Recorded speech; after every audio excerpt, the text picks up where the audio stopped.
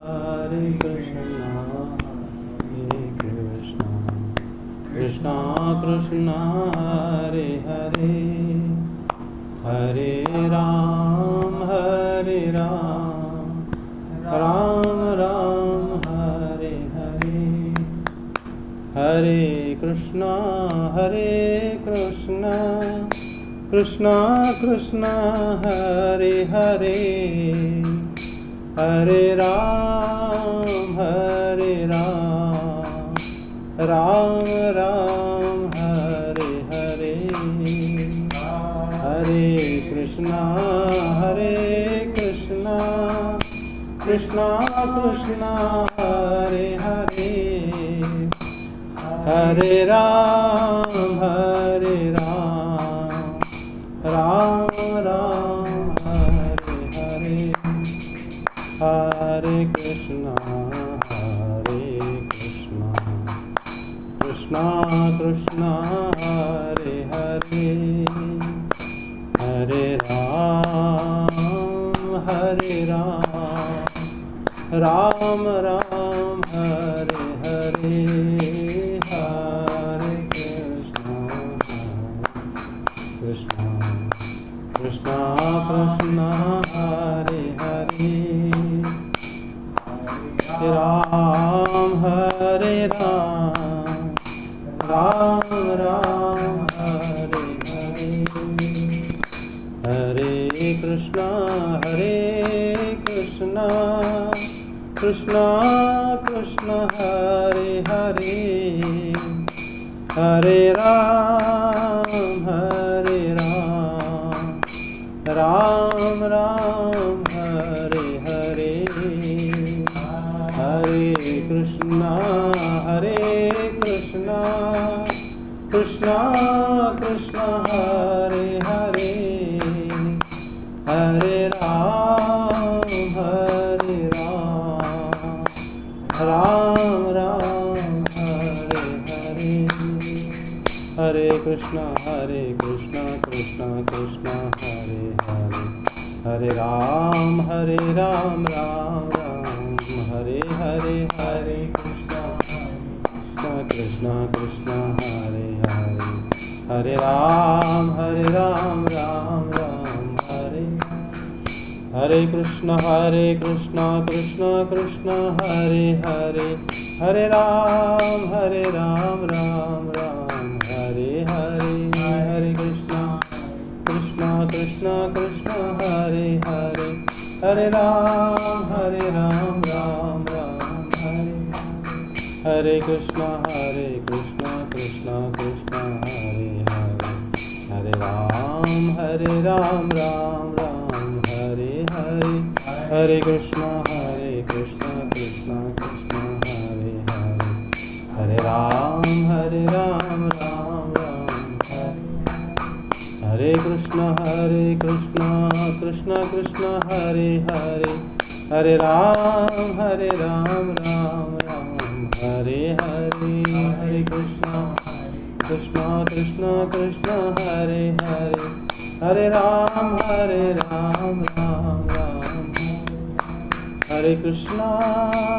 Hare Krishna, Krishna Krishna,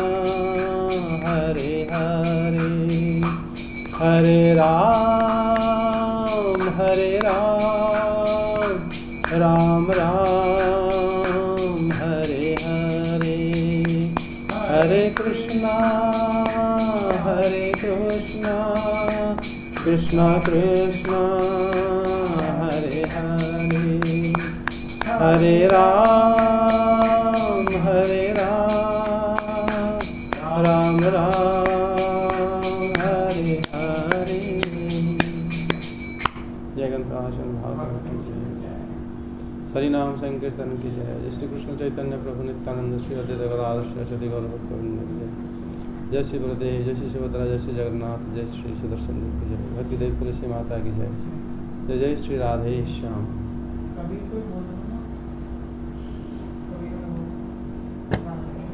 ओम नमो भगवते वासुदेवाय, ओम नमो भगवते वासुदेवाय, ओम नमो भगवते वासुदेवाय। नारायणं नमस्कृत्यं नरं चैव नरोत्तमं देवीं सरस्वतीं व्यासं ततो जयमुदीरये। नष्टप्रायेषु भद्रेषु नित्यं भागवत सेवया भगवदोत्तम श्लोके भक्तिर्भवति नैष्टिके। श्रीमद्भागवतम प्रथम स्कंद 17 अध्याय श्लोके। सुतवाच तत्र गोमिथुनं राज्ञा हन्यमानमनाथवत् दण्डहस्तं च वृषलं ददृशे नृपलाञ्छनं वृषं मृणालधवलं मेहन्तमिव विद्यातं वेपमानं पदैकेन छिन्दन्तं शूद्रताडितम्। महाराज परीक्षित द्वारा कलयुग का दमन। सूत जी कहते हैं, शौनक जी वहां पहुंचकर राजा परीक्षित ने देखा कि एक राजवेशधारी शूद्र हाथ में डंडा लिए हुए है और गाय बैल के एक जोड़े को इस तरह पीटता जा रहा है जैसे उनका कोई स्वामी ही ना हो। आगे। वह कमल तंतु के समान श्वेत रंग का बैल एक पैर से खड़ा कांप रहा है तथा शूद्र की ताड़ना से पीड़ित और भयभीत होकर मूत्र त्याग कर रहा था। धर्म उपयोगी दूध, घी आदि भविष्य पदार्थों को देने वाली वह गाय भी बार बार शूद्र के पैरों की ठोकरें खाकर अत्यंत दीन हो रही थी। एक तो वह स्वयं ही दुबली पतली थी, दूसरे उसका बछड़ा भी उसके पास नहीं था। उसे भूख लगी हुई थी और उसकी आंखों से आंसू बहते जा रहे थे। स्वर्ण जटित रथ पर चढ़े हुए राजा परीक्षित ने अपना धनुष चढ़ाकर मेघ के समान गंभीर वाणी से उसको ललकारा, अरे तू कौन है जो बलवान होकर भी मेरे राज्य के इन दुर्बल प्राणियों को बलपूर्वक मार रहा है? तूने नट की भांति वेश तो राजा का सा बना रखा है, परंतु कर्म से तू शूद्र जान पड़ता है। हमारे दादा अर्जुन के साथ भगवान श्री कृष्ण के परम धाम पधार जाने पर इस प्रकार निर्जन स्थान में निरपराधों पर प्रहार करने वाला तू अपराधी है, अतः वध के योग्य है। उन्होंने धर्म से पूछा, कमल नाल के समान आपका श्वेत वर्ण है, 3 पैर ना होने पर भी आप एक ही पैर से चलते फिरते हैं। यह देखकर मुझे बड़ा कष्ट हो रहा है। बतलाइए, आप क्या बैल के रूप में कोई देवता है? अभी यह भूमंडल पूर्ववंशी नरपतियों के बाहुबल से सुरक्षित है। इसमें आपके सिवा और किसी भी प्राणी की आंखों से शोक के आंसू बहते मैंने नहीं देखे। यहाँ पर महाराज परीक्षित द्वारा कलियुग का निग्रह। हम लोग पिछले अध्याय में पढ़े थे कि एक आश्चर्य घटना हुई थी। जी, आश्चर्य घटना यही है कि उन्होंने अनाथ की तरह उनको एक शूद्र रूपी राजा आके उनको क्या नाम मार रहा था, गाय और बैल की जोड़ी। ये जो गाय और बैल को उन्होंने मार रहा था, उससे ये पता चलता था कि वो भी बैल जो है एक पैरों में खड़ा हुआ था और काफ़ी दुखी, भयभीत, कंपता हुआ। ऐसे अवस्था में जो कि मार खाने की वजह से वो मल मूत्र आदि त्याग कर रहे थे और राजा शूद्र के द्वारा मतलब महाराज परीक्षित ये देखे कि एक शूद्र उनको पीट रहा है, लेकिन उसका जो वेश है वो राजा की तरह है, क्योंकि श्लोक में बताया गया नृप लांछनम दंडहस्त वृषलम, एक राजा जैसे कपड़ा पहना हुआ यह दिखता है कि राजा है, लेकिन आचरण से वो राजा नहीं था, वो शूद्र था। धर्म के साधनभूत जैसे जो गाय थी, जो कि मतलब दूध आदि घी आदि देती थी, उनको भी दिन शूद्र भी अपने पैरों से अधिक प्रताड़ित कर रहा था। वो गाय की बछड़ा से रहित था गाय, और उनकी आंखों में आंसू बह रहे थे और बड़े दुर्बल और भूख के कारण मतलब खाना चाहते थे, लेकिन वो राजा ने सब देखे कि वो लेकिन जो आदमी है वो उनको पिटाई कर रहा है।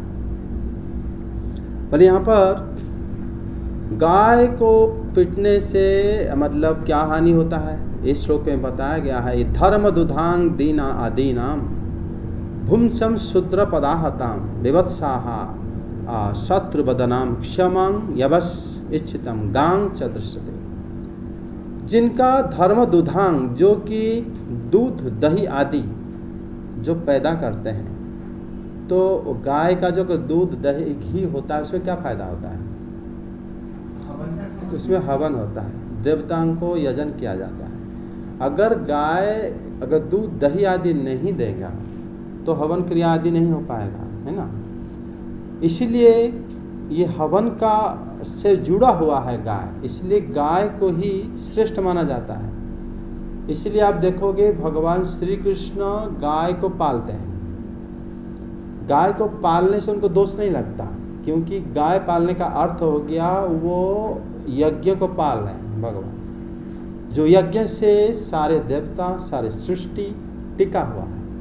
इसलिए भगवान गो पालन करते हुए भी वो गोपाल नहीं है, मतलब गोपाल होते हुए भी भगवान है। ऐसा नहीं कह सकते कि वो जैसे ग्वाले हैं वो भगवान कैसे हो सकते हैं। वो गाय को पालन करने का अर्थ हो गया वो मतलब ये हमारे जो हवन जिस क्रिया से पूरी दुनिया टिका हुआ है, यज्ञ आदि सारे देवता आदि, तो उसी को भगवान पालते हैं, मतलब रक्षा करते हैं। गो ब्राह्मण ही था। जब यहाँ पर महाराज परीक्षित जब देखे कि वो राजा इस प्रकार हाँ, जो बैल जो द्वितीय श्लोक में बताया गया है कि एक पर में खड़ा हुआ दुखी भयभीत कांपता हुआ, वो क्यों कांप रहा था? क्योंकि सत्य का निर्वाह नहीं हो रहा था। लेकिन महाराज परीक्षित राज्य में तो सत्य धर्म आदि था, लेकिन बैल जो है ये जो कप रहा था अपने आप। क्योंकि आप देखोगे पिछले अध्याय में जो आप देखेंगे हम जो श्लोक में शुरू में बताया गया था कि महाराज परीक्षित जो यज्ञ करे थे, सह शारदोत्तम गुरुं कृत्वा गंगा यांत्रिन यश्वमेधान अजहार यत देवः अक्षर गोचरा। उसी समय देवता लोग साक्षात प्रकट होके उनके यज्ञ से सारे भाग ग्रहण कर देते हैं। इसका अर्थ परीक्षित महाराज की यज्ञ में सारे देवता खुश थे। तो परीक्षित महाराज के राज्य में अगर सारे देवता प्रसन्न थे तो परीक्षित महाराज के राज्य में धर्म आदि पालन हो रहा था। लेकिन यहाँ पर जो बैल बड़ी मतलब दुखी से कप रहा था, इससे ये पता चलता है कि राज्य में जो है धर्म आदि नहीं था, लेकिन वास्तव में राज्य में तो धर्म था, लेकिन ये दृश्य ही एक असत्य दृश्य जैसा ही था, जो कि महाराज परीक्षित जी को दिखाने के लिए, अर्थात इस प्रकार रचाया गया था भगवान श्री कृष्ण की इच्छा से, जिससे कुछ और घटना होने वाला था। उसके बाद आप देखो श्लोक 4 में बताया गया है कि महाराज परीक्षित क्या करें ना, कार्त स्वर परिच्छदम रथम आरूढ़। वो एक स्वर्ण जटित रथ में बैठे हुए धनुष चढ़ा के आए थे। स्वर्ण क्यों? रथ अगर स्वर्ण का ना हो के लकड़ी का होता तो क्या फर्क पड़ता। लेकिन स्वर्ण रथ से ये पता चल जाता है कि जो स्वर्ण होता है विशुद्ध, स्वर्ण होता है शुद्धता की जो परिचय को स्वर्ण कहा जाता है। यहाँ पर कली को पराजित करने के लिए जैसे लगता था कि भगवान मतलब परीक्षित महाराज विशुद्ध भक्ति भाव को वर्णन मतलब दिखाने के लिए ही कि विशुद्धता उनके अंदर है, इसीलिए इस श्लोक में वर्णन है कि कार्तो स्वर परिच्छदम रथम आरूढ़। उस प्रकार रथ में आरूढ़ हुए थे जो सोने का था महाराज परीक्षित। और जो सोना है जो स्वच्छ है वो निश्चित रूप से कली को पराजित कर सकता है। ठीक है, सोने का नहीं था, सोने का था, इसलिए तो बोला गया है। लेकिन सर सोने का रथ बनाना तो बहुत मतलब इकोनॉमिक नहीं है सर। तो आप रथ में जिसमें आप चलोगे उससे सोने का बनाना तो सर फायदा क्या है? सोना तो कमजोर ना हो। नहीं, सोना कमजोर क्या है?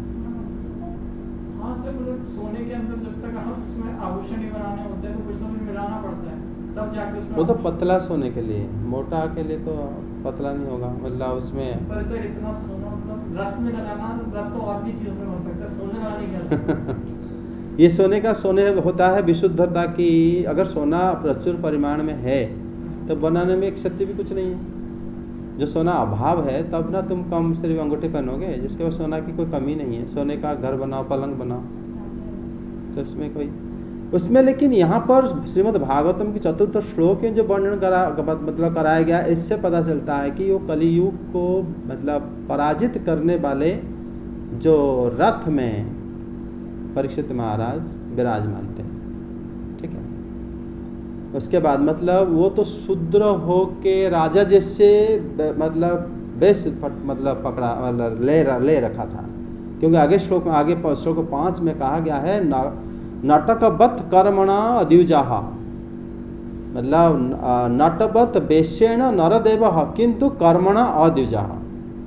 नट मतलब नट जैसा एक नाटक जैसे करते हैं वेश था, नरदेव मतलब राजा जैसा वेश, लेकिन उसका जो कर्मणा है अद्विजाहा, जैसे लगता था वो कहीं से उसका कोई गुरु नहीं है। द्विज शब्द का अर्थ होता है जिसके हम गुरु ग्रहण करते हैं तो द्विज हो जाते हैं, हमारा द्वितीय बार जन्म हो जाता है।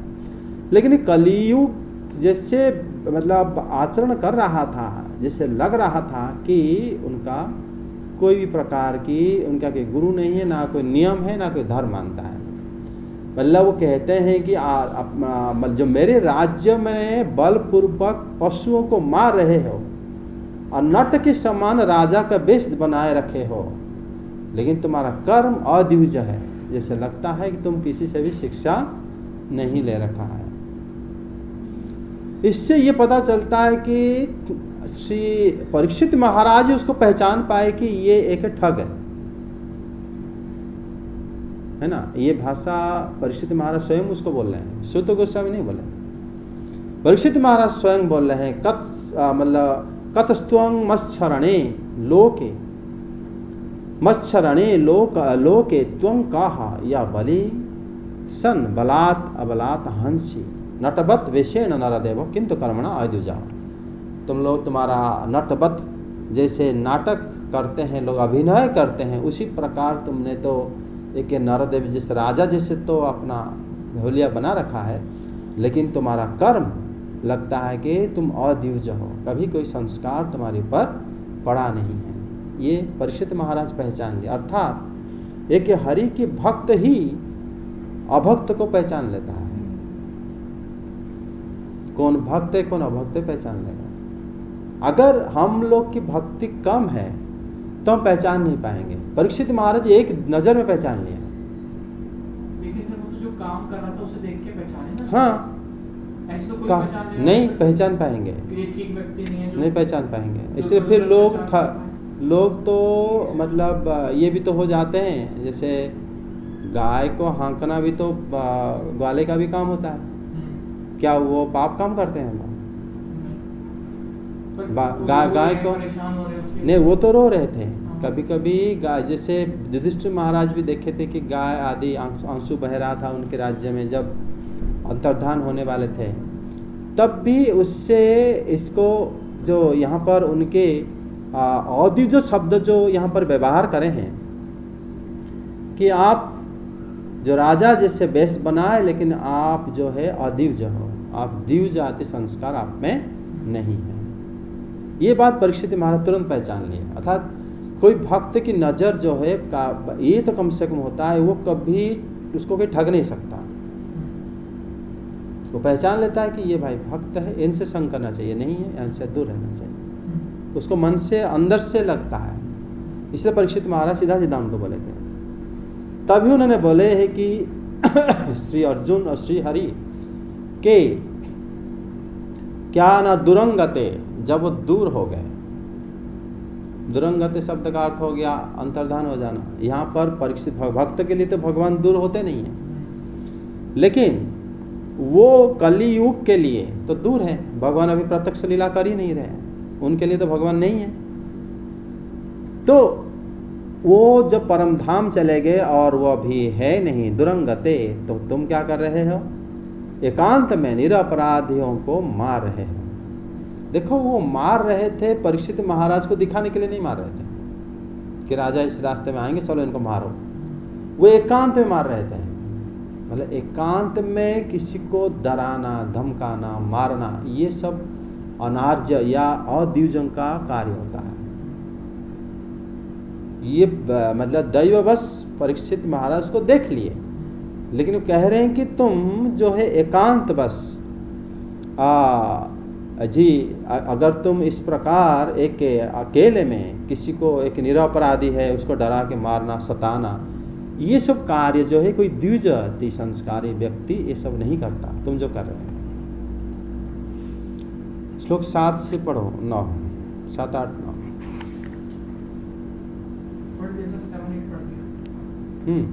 ठीक है।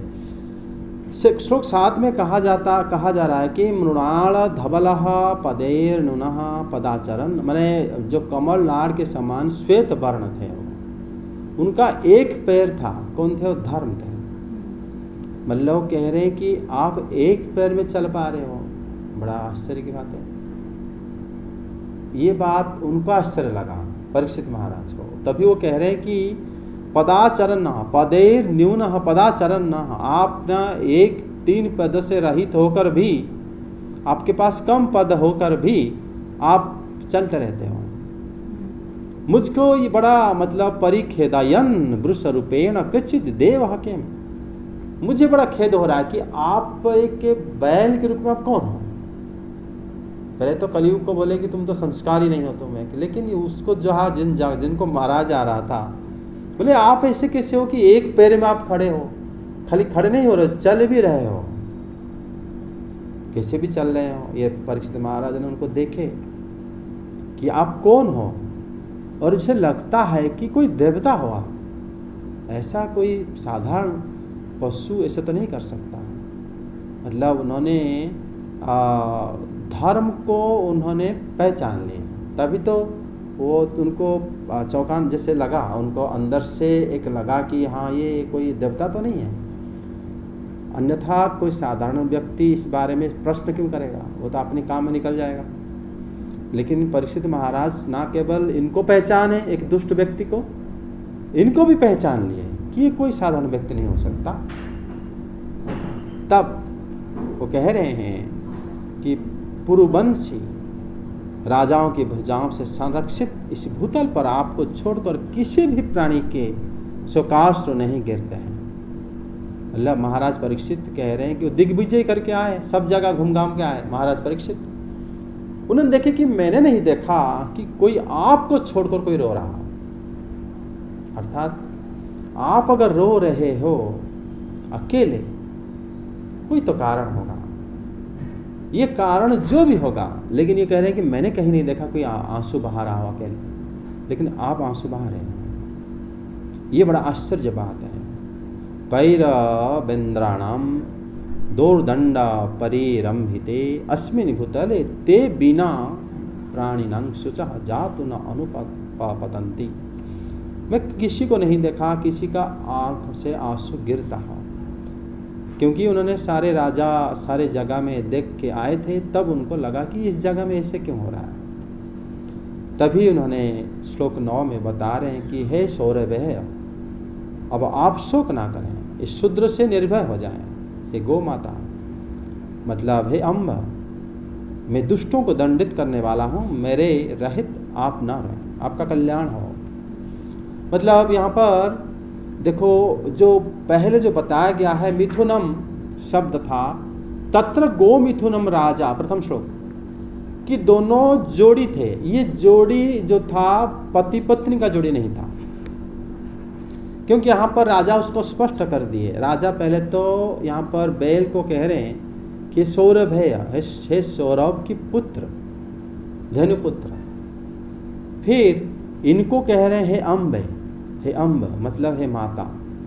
अगर एक को माता कह रहे हैं और एक को माता की पुत्र कह रहे हैं, धनुपुत्र कह रहे हैं, इनको पिता नहीं कहे हो, तो इससे से ही पता चलता है कि उनका जो जोड़ी था वो भाई बहन की जोड़ी था। गोमिथुन जोड़ी मतलब वहाँ पर उसी हिसाब से था। हे माता, आप दुष्टों को दंडित करने वाला हूँ, आप कृपया न रहें। महाराज परीक्षित जो है दोनों को अलग अलग प्रकार के सांत्वना दिए, समझे। स्वामी स्त्री होते तो एक को सांत्वना दे देते हैं, उन्होंने दोनों को अलग अलग सांत्वना दिए कि आप दोनों मत रहो।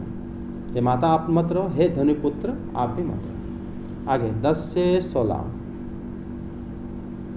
धेनुपुत्र, अब आप शोक ना करें, इस शूद्र से निर्भय हो जाएं। गोमाता, मैं दुष्टों को दंड देने वाला हूँ, अब आप रोए नहीं, आपका कल्याण हो। देवी, जिस राजा के राज्य में दुष्टों के उपद्रव से सारी प्रजा त्रस्त रहती है, उस मतवाले राजा की कीर्ति, आयु, ऐश्वर्य और परलोक नष्ट हो जाते हैं। राजाओं का परम धर्म यही है कि वे दुखियों का दुख दूर करें। यह महादुष्ट और प्राणियों को पीड़ित करने वाला है, अतः मैं अभी इसे मार डालूंगा। सुरभि नंदन, आप तो 4 पैर वाले जीव हैं, आपके 3 पैर किसने काट डाले? श्री कृष्ण के अनुयायी राजाओं के राज्य में कभी कोई भी आपकी तरह दुखी ना हो। वृषभ, आपका कल्याण हो। बताइए, आप जैसे निरपराध साधुओं का अंग भंग करके किस दुष्ट ने पांडवों की कीर्ति में कलंक लगाया है? जो किसी निरपराध प्राणी को सताता है, उसे चाहे वह कहीं भी रहे, मेरा भय अवश्य होगा। दुष्टों का दमन करने से साधुओं का कल्याण ही होता है। जो उद्दंड व्यक्ति निरपराध प्राणियों को दुख देता है, वह चाहे साक्षात देवता ही क्यों ना हो, मैं उसकी बाजूबंद से भूषित भुजा को काट डालूंगा। बिना आपत्ति काल के मर्यादा का उल्लंघन करने वालों को शास्त्र अनुसार दंड देते हुए अपने धर्म में स्थित लोगों का पालन करना राजाओं का परम धर्म है। मेरे यहाँ पर महाराज परीक्षित कह रहे हैं कि हे देवी, जिस राजा के जो राज्य में अगर कोई दुष्ट उपद्रव करता है, प्रजा भयभीत हो जाते हैं, उस राजा के यश, आयु, भोग, परलोक नष्ट हो जाता है। भले ये परीक्षित महाराज दूसरों की दुख में दुखी अपने आप को बता रहे हैं।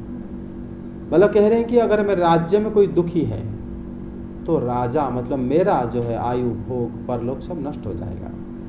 अर्थात अगर कोई दुखी है उसको मैं अपना दुख ही मानूंगा। जैसे अपना दुख को हम लोग बहुत जल्दी उपचार को ढूंढते हैं कि कैसे वो दूर हो जाए, उसी प्रकार यहाँ पर महाराज परीक्षित भी उसको दूर करने के प्रयास कर रहे हैं। आगे कह रहे हैं कि जो राजा का जो धर्म होता है वो क्या है ना, आर्तनम आर्तिनाशनम ऐसो ही राज्ञा परमो धर्म।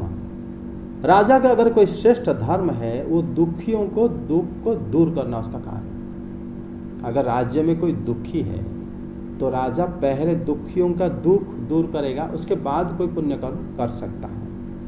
ये कह रहे हैं कि परम धर्म, अतएव महादुष्ट और प्राणियों की पीड़ित करने वाला इस शूद्र को मैं अवश्य बद्ध करूँगा। मतलब मैं वो बद्ध करने के लिए ही, मतलब ये जो कार्य है महाराज परीक्षित जो अपने आप को ठान लिए कि मैं करूँगा, उसके पीछे 2 कारण वो बता रहे हैं। पहली कारण ये तो बता मतलब एक कारण बता है और उसके उपचार बता रहे हैं। पहले कारण बता रहे हैं कि राज्ञा परम धर्म, ये राजा के परम धर्म होता है, अतएव मैं उसको बद्ध करूँगा, इसलिए मैं उसको बद्ध करूँगा। उन्होंने मतलब बद्ध करने के पीछे कारण भी बता रहे हैं कि ये दुख ही दे रहा है, वो भी निरपराध लोगों को। कारण एक आदमी का शत्रु एक गाय हो नहीं सकता है ना, भले तुम विचार विमर्श करा नहीं, एक आदमी का शत्रु आदमी हो भी सकता है कि उन्होंने मुझसे कुछ पैसा ले लिया, चोरी कर लिया, मुझे मारने की कोशिश की, हो सकता है आप कुछ उसको दंड दे रहे हो तो राजा समझ नहीं पाया। लेकिन एक आदमी एक गाय को मारना ये किस प्रकार न्याय है? बैल को मारना जिसका 1 पैर है, इस प्रकार मारना ही उनको लगा, राजा कह रहे हैं कि निरपराध है वो तो, फिर छुप के मार रहे हैं, ठीक है, लुच के, मतलब ये छुप के अगर मार रही करिए निरपराध है, मतलब ये निरपराध है और आप उनको मार रहे हो, इसीलिए मैं उनको बद्ध करना चाहूंगा। हे चतुष्पद सौरभेय, आपका 4 पैर है, आप 1 पैर वाली है नहीं आप। मुझे जहाँ तक पता चला आपका पैर तो 4 ही हैं, लेकिन आप 1 हो, अभी 1 पैर, आपका 3 पैर किसने काटा? हाँ, तब 3 पदान कह अवृक्षात, किसने काटा है? कृष्णानुवर्णितांग राज्ञा राष्ट्रत्वादृशमा भगवान श्री कृष्ण के अनुयायी राजाओं के राज्य में आपके जैसे दुखी किसी को भी नहीं होना चाहिए। श्री कृष्ण के अनुयायी राजा, जो लोग श्री कृष्ण को मतलब अपना अनुयायी ग्रहण कर लिए हैं कि हम भगवान श्री कृष्ण ने जो नियम बताए हैं हम उसको मान के चलेंगे और उसको हम खाली मानना नहीं, उसको बारंबार प्रयास करते करते हम उसमें अपने आप को आदत डालना चाहेंगे, ठीक है, और समझना भी प्रयास करेंगे। तो वो कभी भी कोई गाय को दुखी कैसे दे सकता है? गाय तो उल्टा, गाय के जरिए ही धर्म, मतलब हम जितना भी यज्ञ आदि कार्य गाय के माध्यम से हो पाता है। आज भी गाय ऐसा है कि एकमात्र प्राणी है जिसके जरिए जिसके बिना आप कोई भी धर्म कार्य सोच नहीं सकते। सर भैंस का दूध भी इस्तेमाल होता है? वो गाय जाति माना जाएगा, गाय मुख्य है उनमें, उसमें से सब में भैंस हो जाता है, कुछ और हो जाता है। लेकिन इसमें जैसे ही है वृक्ष आपका कल्याण हो, निरपराध सज्जनों का अंग भंग करने के वाले पांडवों की कीर्ति को दूषित करने वाले को आप बतलाएं। अभी यहाँ पर लेकिन महाराज परीक्षित यहाँ पर राजा हैं, जो दिखता है कभी कभी होता नहीं है। हमें दिखता है कि वो उसको मार रहा है, लेकिन महाराज पूछ रहे हैं कि आप बताओ आपको कौन मारा या आप क्यों दुखी हो, भले ही वहां पर अपराधी खड़ा है। महाराज की ऐसे होता है न्याय व्यवस्था, वो पहले दुखी आदमी को पूछते हैं। यहाँ पर इसीलिए कह रहे हैं वृषा व भद्र अकृत गतासाम साधुनाम आत्म वैरूप कर्तारम पार्थनाम कीर्ति दूषणम आख्याही। करें कीर्ति दूषणम आख्याही, जो कीर्ति को दूषित करने वाले को नाम बताओ आप। अगर आप नाम बताओगे तब ना वो अपराधी होगा, उसको मारूंगा क्या कुछ करूंगा। ऐसे तो कभी कोई जो दिखता है मैंने देख लिया, हो सकता है कुछ और हो।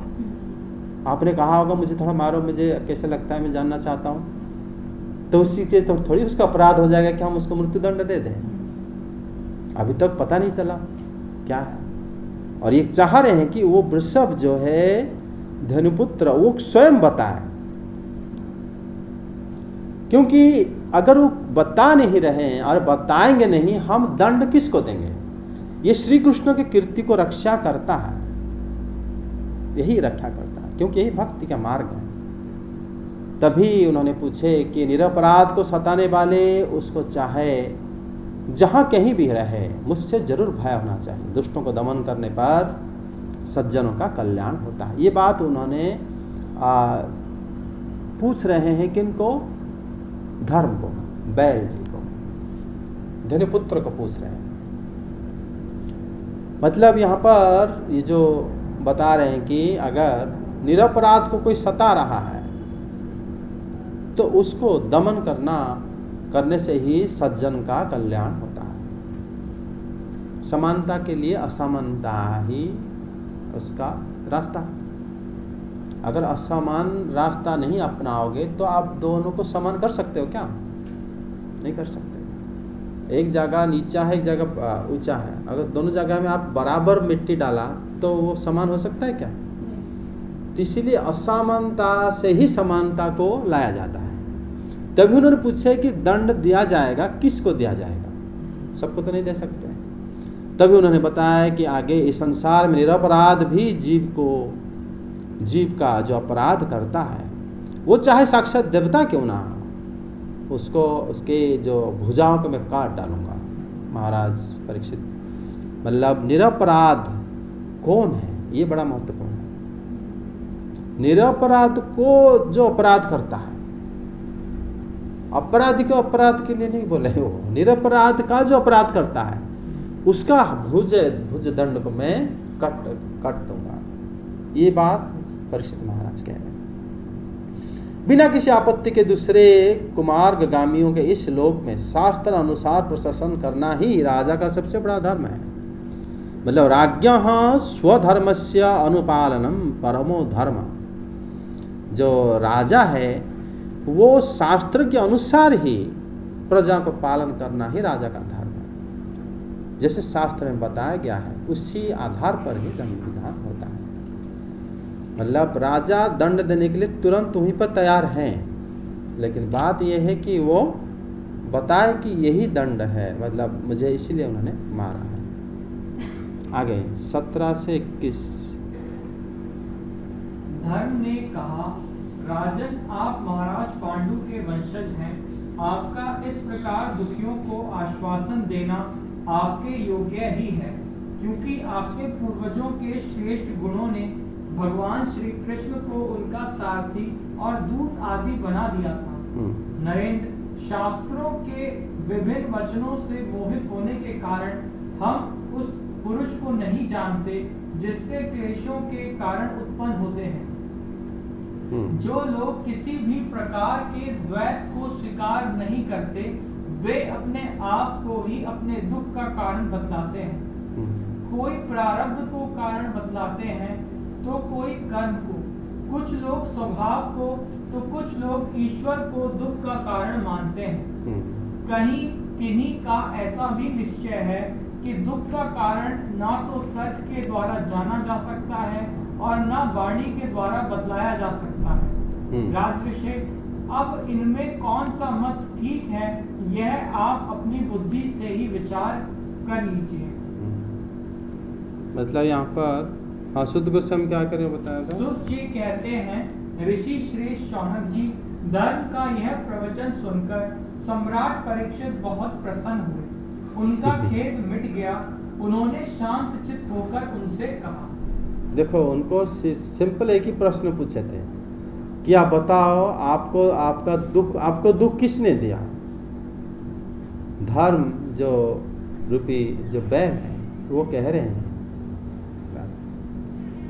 हैं कि आपका जो मतलब आपके जो पूछ रहे हो यथानुरूप है, आप क्योंकि पांडव वंशी हो, आप पूछ रहे हो कि कौन मुझे दुख दिया, कौन मुझे मारा, ये पूछ रहे हो आप। लेकिन इसमें पांडवों की जो ऐसा गुण है कि श्री कृष्ण श्री भगवान उनके सारथी मध्य भी बने थे। ये बात जग जाहिर है कि आप लोग अच्छे लोग हो, इसलिए आप जानना चाहते हो कि मुझे अभय देना चाहते हो कि मुझे किसने मारा, ठीक है।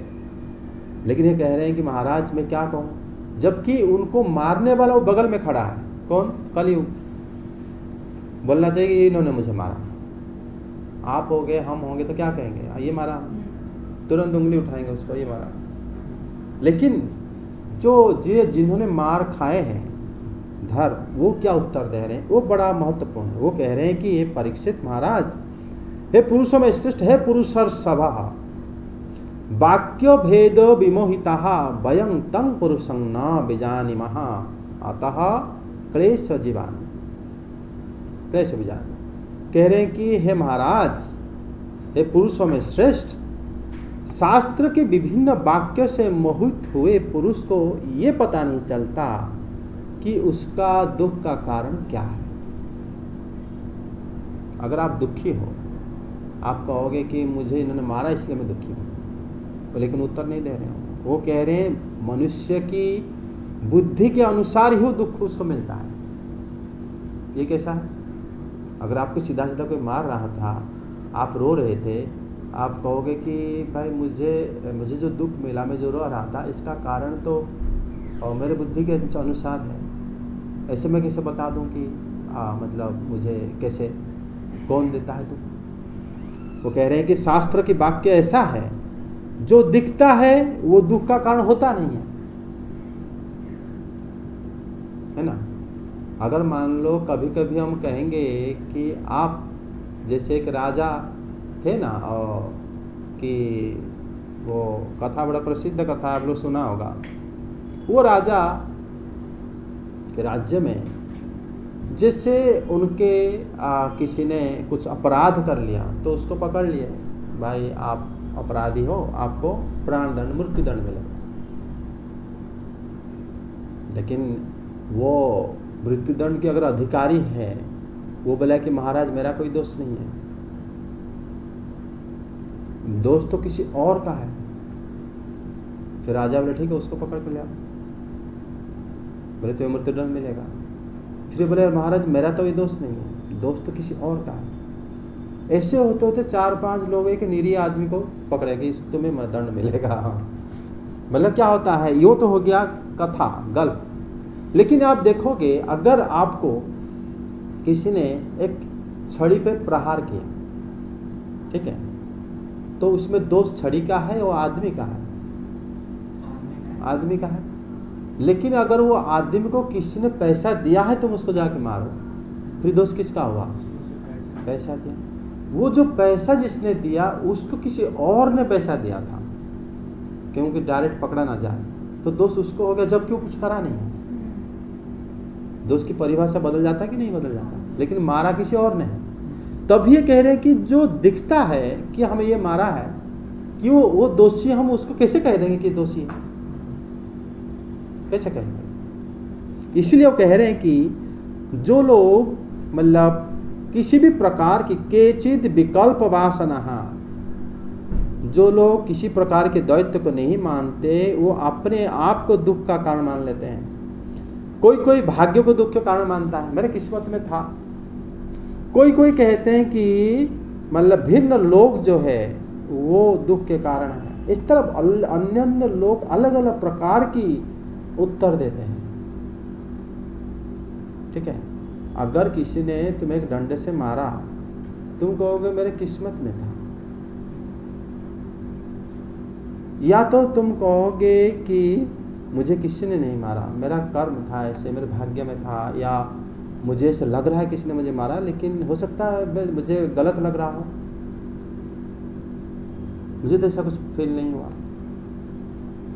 फील होने से लग रहा है, हो सकता है मेरे बुद्धि विकृत हो गया हो, मुझे लग रहा है किसी ने मारा, हो सकता है मेरी बुद्धि अगर ठीक होता नहीं लगता। तो इस प्रकार विचार भी आ जाता है। मतलब यहाँ पर श्रीधर स्वामीपाद कहते हैं कि जो नास्तिक है वो मानता है कि अपने आप को ही कारण मानता है कि मैं ही, मेरे वजह से ये सब हुआ है, सुख दुख का कारण। जो नास्तिक होता है ही मान लेता है। और जो लोग सिर्फ ज्योतिषी के ऊपर विश्वास करते हैं, हाथ देख लो मेरा क्या होगा किस्मत में, सब पूछते रहते हैं, मेरा कुंडली देख लो, तो वो लोग सोचते हैं कि देवताओं ने करा है, मेरा भाग्य, मेरा किस्मत ने करा है, आज मेरे ऊपर दंड मिला। जो मीमांसक होते हैं वो सोचते हैं कि मतलब कर्म अगर अच्छा नहीं करोगे, आज बुरे करोगे कल फलेगा। तुमने कभी किसी को कुछ करा होगा तभी तो गिरा तुमने आज। मीमांसकों का मत है। और कोई जो चार्वाक जैसे लोग होते हैं वो अपने स्वभाव, अरे इसके स्वभाव ही ऐसा है, इसको कोई मार लेगा, तो बताओ घटना एक कारण चार, तो किसको तुम मानोगे? धर्म जी यही उत्तर दे रहे हैं। धर्म जी सीधा सीधा नहीं बोले कि हाँ इन्होंने मुझे मारा था, नो, वो करे मैं कैसे बताऊं उसका उत्तर। आप विचार करो बुद्धि से, कौन सा उत्तर ठीक है। मैं कैसे बोल दूं? मतलब जो धर्म, परीक्षित महाराज तुरंत सुन, मतलब बड़े आश्चर्यचकित हो गया। आगे श्लोक में बताया गया है, इतना आश्चर्य हो गए कि ये तो उल्टा मुझे मतलब फंसा दिए कि एक्चुअली मैं जो करूंगा वो कर्म मेरे ऊपर आ जाएगा। वो अपने आप कुछ नहीं बोले, तभी उन्हें पता चल जाए कि धर्म के अलावा कोई हो ही नहीं सकता। ये जो धर्म को बड़े अच्छी तरह जानते हैं, जबकि अभी अभी ये तुम्हें मार रहा था, एक मतलब अभी अभी मैंने देखा भी है, मैं जो पूछ रहा हूँ आप बताओ आपको दुख किसने दिया, ये कह रहे हैं कि प्रभु मैं कैसे उत्तर दूँ। हो सकता है स्वभाव कारण, हो सकता है मेरे पूर्व जन्म के कर्म कारण हो सकता है मेरा देवता लोग कारण हो, मैं कैसे बोल दूँ कौन है कारण? जो कारण दिखता है वो कारण होता नहीं है। इस प्रकार उत्तर उन्होंने धर्म जी ने दिए। फिर उन्होंने ये भी बता रहे हैं कि जो कुछ मैंने केश्वपि अप्रपत कार्यात अनिर्दस्यात इति निश्चय। कोई लोग कहते हैं मतलब सुख एवं दुख के कारण तो न तो तर्क द्वारा जाना जा सकता है, न वाणी द्वारा कहा जा सकता, अतएव आप अपनी बुद्धि अनुसार सोच लें। पहले तो कह रहे हैं कि मतलब उन्होंने जो आपको दिखा कि उन्होंने मुझे मार रहे थे, मैं उसका कारण मैं खुद हो सकता हूँ। हो सकता है मेरे किस्मत ही खराब हो सकता है मेरा कर्म खराब था तभी दंड मिला, हो सकता है कि मेरे स्वभाव ही खराब हो, ऐसा था कि वो चिढ़ गया मुझे मारा। फिर ये भी हो सकता है कि हम तर्क से बोल नहीं सकते। ये भी हो सकता है कि उसका कारण जो है हम मतलब ना तो बुद्धि के सारा विचार, मतलब ना तो हम अपनी वाणी के द्वारा बोल सकते हैं, ना ही कोई तर्क के द्वारा उसको जान सकते हैं। अतः मैं कोई जान नहीं पा रहा हूँ एक्चुअली हुआ क्या था। और आप अपनी बुद्धि के अनुसार विचार कर लो कि हम जो यहीं पर 3 खड़े हैं उनमें से कौन दोषी है, कौन निर्दोषी है।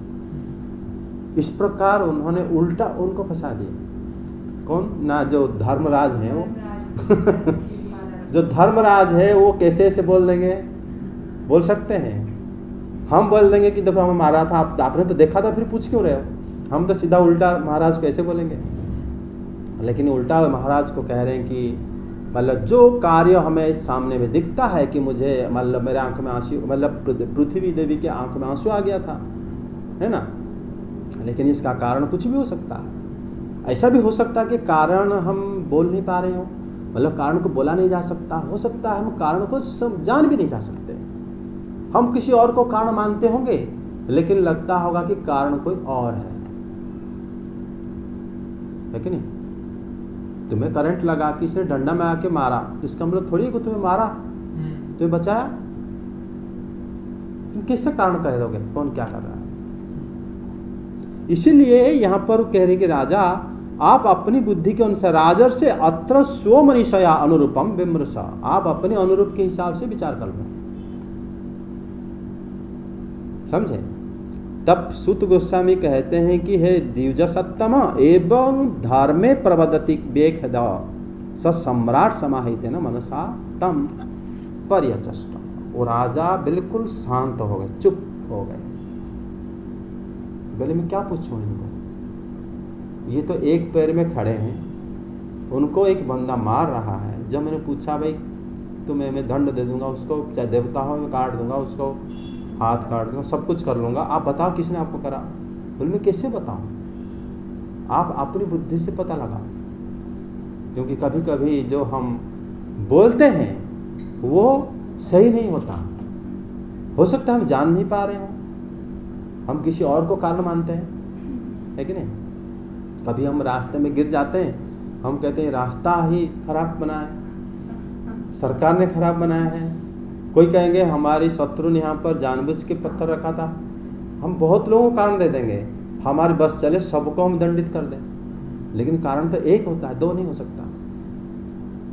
किसको कारण मानोगे। इसीलिए धर्म जी कह रहे हैं मैं किसको कारण मानूं। हो सकता है मैं विचार भी नहीं कर पा रहा हूं, इसको बोल भी नहीं पा रहा हूं। आप अपनी बुद्धि से विचार कर लो। इसी जगह में परीक्षित महाराज एकदम चुप, वो कुछ नहीं बोल पाया। उसके बाद परीक्षित महाराज बता रहे हैं कि हे धर्मज्ञ धर्म प्रवृषि अतः वृषभ रूप धृक धर्म असि यद धर्मकृत स्थानम सूचकस्यापि तद भवेत्। कि हे धर्मज्ञ, हे आप धर्म की ही बातें कर रहे हैं और आप निश्चित रूप से एक वृषभ रूप धारण करा, मतलब रूप धारण किया हुआ कोई और हो। क्योंकि जो चुगली अधर्मी लोग ही करते हैं, आप चुगली से बच गए, आप चुगली नहीं करा। अधर्मी लोग जो होते हैं चुगली करते हैं, क्योंकि वो कह रहे हैं कि स्थानं सूचकस्यापि तद भवेत्। मतलब यहाँ पर जो अधर्मी होते हैं वही लोग चुगली करते हैं, लेकिन आप वही स्थान चुगली करने वालों की ही प्राप्त होता है। क्योंकि पापी लोग ही ऐसे काम करते हैं, लेकिन आप ऐसे नहीं करते। आप तो साक्षात धर्म की वाणी और कौन कह सकता है। कि परीक्षित महाराज स्वयं युधिष्ठिर महाराज कृपाचार्य आदि लोगों से ही धर्म को सीखे हैं, तो उनको पता नहीं धर्म क्या है। इसीलिए उन्होंने तुरंत पहचान लिए, वो पढ़े लिखे हैं, अच्छे से जानते हैं, तभी उन्होंने ये बात बताई। पढ़ो 22 से 26 तक पढ़ो। परीक्षित ने कहा, धर्म का तत्व जानने वाले वृषभदेव, आप धर्म का उपदेश कर रहे हैं। अवश्य ही आप वृषभ के रूप में स्वयं धर्म हैं। आपने अपने को दुख देने वाले का नाम इसलिए नहीं बताया है कि अधर्म करने वालों को जो नरक आदि प्राप्त होते हैं वे ही चुगली करने वाले को भी मिलते हैं। अथवा यही सिद्धांत निश्चित है कि प्राणियों के मन और वाणी से परमेश्वर की माया के स्वरूप का निरूपण नहीं किया जा सकता। धर्मदेव, सतयुग में आपके 4 चरण थे, तप, पवित्रता, दया और सत्य। इस समय अधर्म के अंश गर्व, आसक्ति और मद से 3 चरण नष्ट हो चुके हैं। अब आपका चौथा चरण केवल सत्य ही बच रहा है। उसी के बल पर आप जी रहे हैं। असत्य से पुष्ट हुआ यह अधर्म रूप कलयुग उसे भी ग्रास कर लेना चाहता है। ये गौ माता साक्षात पृथ्वी है। भगवान ने इनका भारी बोझ उतार दिया था और ये उनके राशि राशि सौंदर्य बिखेरने वाले चरण चिन्हों से सर्वत्र उत्सवमयी हो गई थी। अब ये उनसे बिछुड़ गई हैं। वे साध्वी अभागिनी के समान नेत्रों में जल भरकर यह चिंता कर रही हैं कि अब राजा का स्वांग बनाकर ब्राह्मण द्रोही शूद्र मुझे भोगेंगे। यहाँ पर पहले उन्होंने पहचान लिया कि आप धर्म ही हो, क्योंकि जो पापी को जिस स्थान पर प्राप्ति होती है वही स्थान चुगली करने वाले को भी प्राप्ति होती है। ठीक है, एक बंदा ने मतलब किसी को मारा, उसको मतलब नरक प्राप्ति होगा। जिसने ये बात को चुगली करा उसको भी उसी जगह को जाना होगा। उन्होंने कुछ करा नहीं, लेकिन उन्होंने चुगली करा। वो जाके सब जगह में जगह जगह बोलने लगा। ठीक है, जैसे न्यूज मतलब उसको अच्छा लगता है चुगली करना लोगों को, जिसको तो क्या करेंगे ना, हर जगह में लोगों को बुला के उस बात को बोलने लगा। वो करते हुए जहाँ जाएगा, तुमने कुछ करा नहीं, खाली बोला, फिर उसी स्थान को प्राप्त होगा। लेकिन आप दोनों जगह से बच गए। आप किसी के बारे में कुछ नहीं बोले, उल्टा आप मुझे बोल दिया कि मैं बुद्धि से विचार करूं।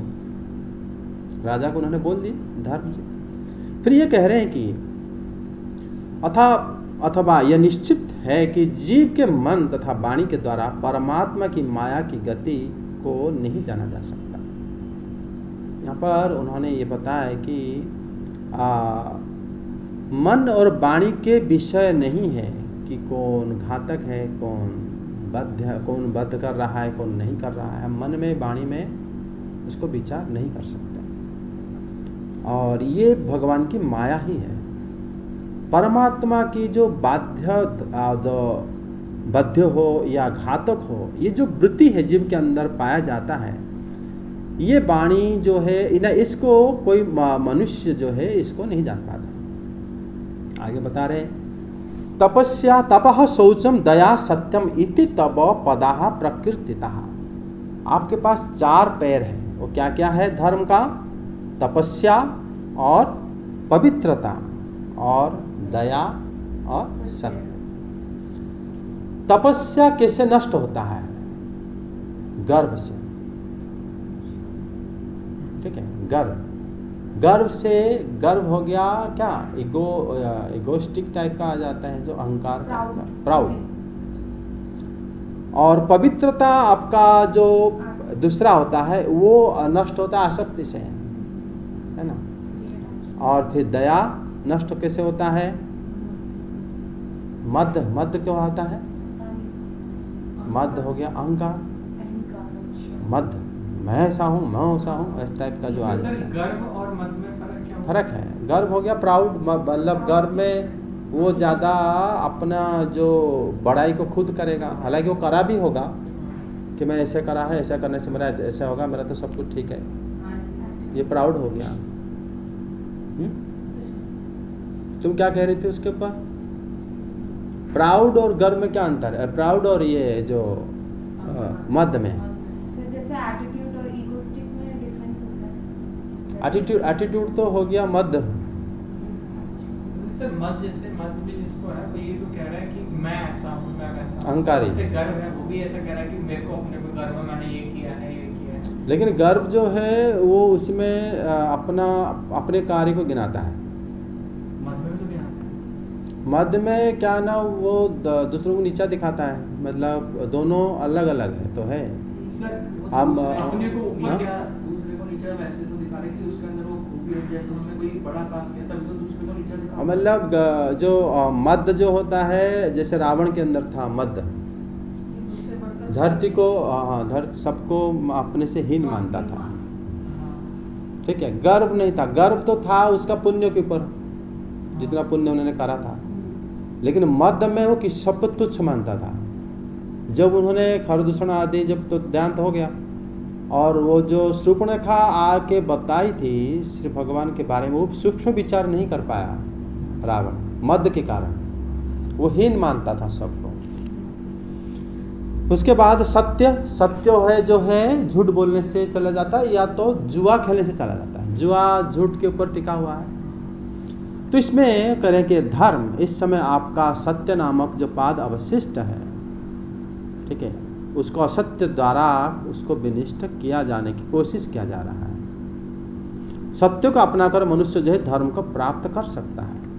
खाली एक अगर रखोगे सत्य तो एक हो गया मुंह में बोलने वाला सत्य, एक हो गया प्रत्यक्ष सत्य, जो उसको मन में भी धारण करते हैं, वो सत्य भगवान होते हैं, ठीक है। मुंह में बोलता है कि हम सच बोल रहे हैं, लेकिन वो सत्य से भगवान को धारण आप नहीं कर सकते, वो शब्द हो गया।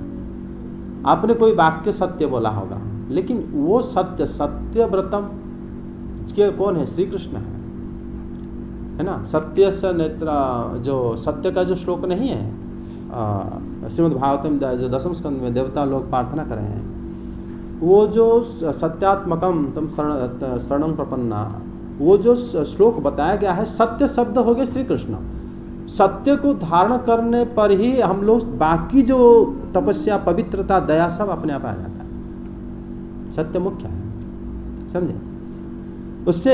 उसके बाद कह रहे हैं कि हे भूदेवी, ये जो भूदेवी है, ये जो है भगवान इनकी भार उतार दिया था। भगवान का ऐश्वर्यपूर्ण चरणों से विन्यास से ये सर्वत्र अतसमामयी बनी रहती थी। मतलब उसी समय वो काफ़ी मंगलमयी थी, लेकिन अभी श्री भगवान के वियोग के कारण ही ऐसे हुआ है। और 27 से 31 जैसे आपने बताया चुगली करने वाले को भी सेम गति मिलती है अपराध करना। अब सर जैसे कहीं कोई गलत काम हो रहा है और हमने पुलिस से चुगली कर दी, तो पुलिस को चुगली नहीं होता, चुगली तो होता है, ये तो तुम अच्छे से जानते होगे, जो जिसको कहने के बाद हमें अच्छा लगता है, जो मतलब जो लोगों को, जो चुगलीखोर उसको प्रसन्न होता है कि नहीं। जो चुगली, तुम एक कर्तव्य कर रहे हो, किसी को जाके बोल के, और किसी को तुमने नहीं बोला, पुलिस को बोल के आ गए और अच्छे से तुमने एक निर्वाह करा, वो तो अच्छी बात है। तो यानी लेकिन सर हमें पुलिस को बता के आनंद आया, पुलिस को बताने आनंद आया तब कोई बात नहीं, लेकिन और किसी को नहीं बताओगे तो कर्तव्य ठीक है। अब जैसे मतलब आज जो बंदा अधर्मी है, वो एक जगह में बता के रुकेगा नहीं कभी भी, वो जहाँ जहाँ मौका मिलेगा वहाँ वहाँ बोलता रहेगा। अब सर जैसे वो चुगलीखोर होता है। एक एग्जांपल और हो सकता है इसमें, जैसे कोई व्यक्ति है, हमें पता है कि भाई ये व्यक्ति अपराधी किस्म का है, तो जैसे वो किसी के पास रहने आया या किसी से पैसे मांगने आया, तो उसने हमसे पूछा कि भाई इस व्यक्ति को, उसमें तो जब पूछा कोई तुमने बोला, वो तो चुगली नहीं होता। चुगली होता है तुम अपने आप बताते रहो सबको दुनिया में जाके, वही होता है। देखो श्लोक 27 से 31 पढ़ो।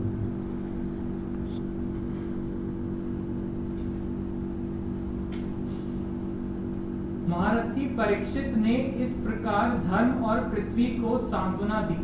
फिर उन्होंने अधर्म के कारण रूप कलयुग को मारने के लिए तीक्ष्ण तलवार उठाई। लेकिन सर जैसे धर्म जी हैं, उन्होंने भी तो सर परीक्षित महाराज को सीधा सीधा उत्तर नहीं दिया, तो वो भी एक तरह से चुगली से वहां पे बच रहे हैं। कौन? तो जैसे धर्म जी ने भी तो उनको सही से सीधा उत्तर नहीं दिया, जबकि वो तो एक तरह से राजा हैं। लेकिन वो धर्म राजा हैं। धर्म राजा होने से वो देखें कि राजा ने, ये राजा जो है, ये राजा योग्य हैं और ये अपने आप विचार सही करेंगे, बोलने की क्या आवश्यकता है? बोल के क्यों मैं एक दोस्त के भागी बनूं? उन्हें किस बात का दोष लगेगा, वही तो जानना चाहूँगा। वही जो परीक्षित महाराज बताए, दंड जो अपराधी को जो दोष लगता है, बताने वाले को उतना दोष लगता है। लेकिन वो चुगली थोड़ी कर रहे हैं। उन्होंने, राजा ने लेकिन बोले कि इस परीक्षित महाराज बोल रहे हैं कि अगर किसी को, अगर राजा योग्य है, खुद अगर मतलब दंड विधान कर सकते हैं, तो वहाँ पर बोलने की आवश्यकता क्या है? जो नहीं कर सकते वहाँ बोल सकते हो। लेकिन यहाँ पर उन्होंने ना बोल के परीक्षित महाराज का भी उन्होंने मतलब ग्लोरीफाई करा कि परीक्षित महाराज निश्चित रूप से जानते हैं और जरूर पता लगा लेंगे। उनका उल्टा उन्होंने परीक्षित महाराज की उन्होंने उससे क्या करा ना, उनके धर्म गुण को उल्टा उन्होंने बढ़ाया ना बोल के कुछ। अगर बोल देते हैं तो परीक्षित महाराज तो वही दंड देंगे अभी उसको, ना बोले भी, क्योंकि ये समझ गए। जो राजा होते हैं उनके विचार करने का बहुत तरीका होता है। ऐसा नहीं कि तुमने बोला नहीं, क्या बोला था वो बोलो, जैसे आजकल कोर्ट में चलता है, जब तक बोलोगे नहीं तो फिर वो उनको कोई दंड नहीं मिलेगा। ऐसा नहीं है, राजा तो ऐसे देख के समझ जाते हैं सब कुछ। आगे जैसे मेरा कोई दोस्त या पड़ोसी होगा या कोई ऐसा बंदा है जो गलत है, जिसे दंड मिलना चाहिए था, वो कहता है उन्हें ये नहीं पता कि वो कौन है। अगर मैं उन्हें उसके बारे में बताऊँ तो चुगली करेगी। हाँ, अगर तुम्हें वो पूछ रहे हैं तो बताना चाहिए। अगर तुम उनसे बड़े हो या तुम्हारे अधीन हो, परिवार है, तो तुम बताना चाहिए। नहीं ऐसा कि उनको उससे खतरा है, वो खतरा अगर है, दिक्कत दे सकता है हमें, तो उसके बारे में बताना सही होगा कि कभी भी वो उनके साथ कभी गलत कर सकता है, ये मैं जानता हूँ। तो भी मैं उनसे पूछे बगैर उन्हें पहले ही बता दूँ तो वो चुगली करेगी। हाँ, क्योंकि तुम्हारा अगर मान लो उस जगह में तुम्हें तभी बताना चाहिए। तुम उनको ना बता के तुम पुलिस स्टेशन में बता सकते हो, राजा को बता सकते हो कि इस जगह में ऐसे व्यक्ति का है जो कि खतरा है, इसे चुगली का दोष नहीं लगेगा। और अगर तुम उनको सीधा बताया, हो सकता है तुमसे वो ज़्यादा जाने हो उसको।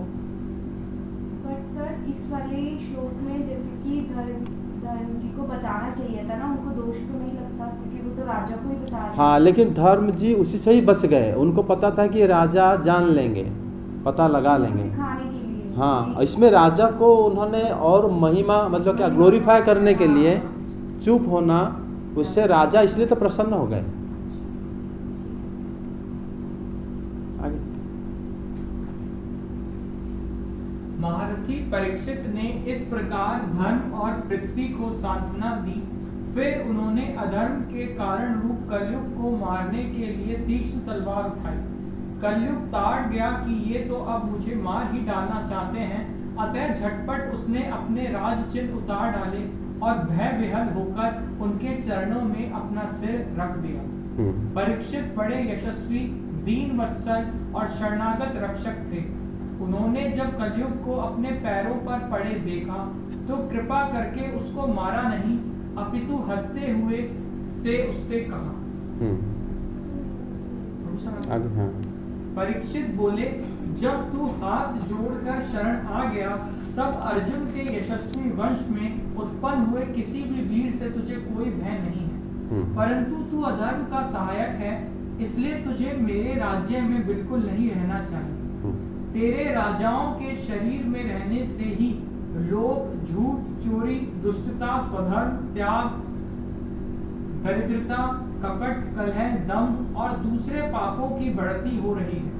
अतः अधर्म के साथी इस ब्रह्मावर्त में तू एक क्षण के लिए भी ना ठहरना, क्योंकि यह धर्म और सत्य का निवास स्थान है। इस क्षेत्र में यज्ञ विधि के जानने वाले महात्मा यज्ञों के द्वारा यज्ञ पुरुष भगवान की आराधना करते रहते हैं। इस देश में भगवान श्री हरि यज्ञों के रूप में निवास करते हैं। यज्ञों के द्वारा उनकी पूजा होती है और वे यज्ञ करने वालों का कल्याण करते हैं। वे सर्वात्मा भगवान वायु की भांति समस्त चराचर जीवों के भीतर और बाहर एक रस स्थित रहते हुए उनकी कामनाओं को पूर्ण करते रहते हैं। आगे सूत जी कहते हैं, परीक्षित की यह आज्ञा सुनकर कलयुग सिहर उठा। यमराज के समान मारने के लिए उद्यत हाथ में तलवार लिए हुए परीक्षित से वह बोला। कली ने कहा, सार्वभौम, आपकी आज्ञा से जहाँ कहीं भी मैं रहने का विचार करता हूँ वहीं देखता हूँ कि आप धनुष पर बाण चढ़ाए खड़े हैं। धार्मिक शिरोमणि, आप मुझे वह स्थान बतलाइए जहाँ मैं आपकी आज्ञा का पालन करता हुआ स्थिर होकर रह सकूं। सूत जी कहते हैं, कलयुग की प्रार्थना स्वीकार करके राजा परीक्षित ने उसे 4 स्थान दिए: द्यूत, मद्यपान, स्त्री संग और हिंसा। इन स्थानों में क्रमशः असत्य, मद, आसक्ति और निर्दयता, ये 4 प्रकार के अधर्म निवास करते हैं। उसने और भी स्थान मांगे, तब समर्थ परीक्षित ने उसे रहने के लिए एक और स्थान सुवर्ण धन दिया। इस प्रकार कलयुग के 5 स्थान हो गए, झूठ, मद, काम, वैर और रजोगुण। परीक्षित के दिए हुए इन्हीं 5 स्थानों में अधर्म का मूल कारण कली उनकी आज्ञाओं का पालन करता हुआ निवास करने लगा। देखो, कलयुग के साथ परीक्षित महाराज की ये जो वार्तालाप हुआ या मुठभेड़ हुआ या आमना सामना हुआ, इससे बहुत बड़ा सारे भक्तों, पूरे समाज को, जगत के लिए कल्याणकारी हुआ। जबकि कलयुग कितने बार आ चुका होगा, क्योंकि ब्रह्मा जी के एक दिन में 4000 युग होते हैं, तो 1000 बार कलयुग आएगा। लेकिन एक कलयुग में परीक्षित महाराज उसको मिले थे, जो कि बड़ा महत्वपूर्ण है। ये भागवत पुराण जो है ब्रह्मा जी के पूरा दिन भर यही पुराण ही रहेगा, ठीक है।